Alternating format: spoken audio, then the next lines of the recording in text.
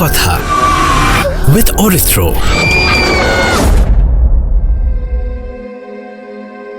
কেউ কেউ দাবি করেছেন রাতের নির্জনতায় তারা চাবির শব্দ বা অস্পষ্ট মানুষের কণ্ঠস্বর শুনেছেন।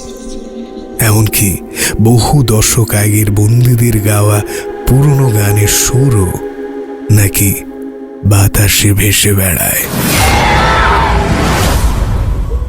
সমীক্ষা বলে বিশ্বের 510.1 বর্গ কিলোমিটার স্থলভাগ জুড়ে 800 কোটি শরীরীদের বাস।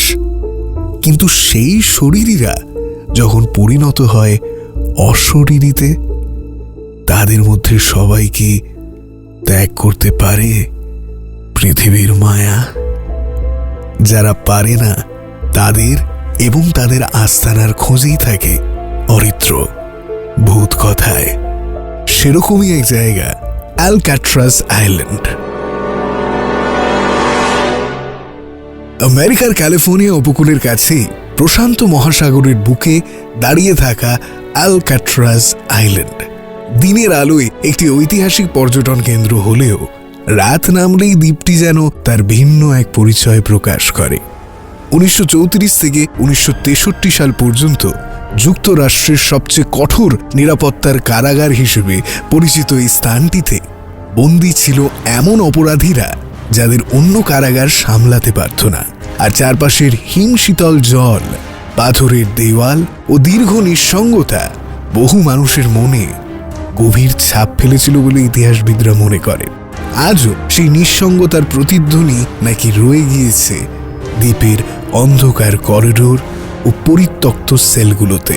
বিশেষ করে ডি ব্লক এবং কুখ্যাত সেল 14D নিয়ে রয়েছে অসংখ্য গল্প, যেখানে হঠাৎ তাপমাত্রা কমে যাওয়া, অকারণ ভয়ের অনুভূতি এবং অদৃশ্য উপস্থিতির কথা বহু পর্যটক ও প্রাক্তন কর্মী উল্লেখ করেছেন।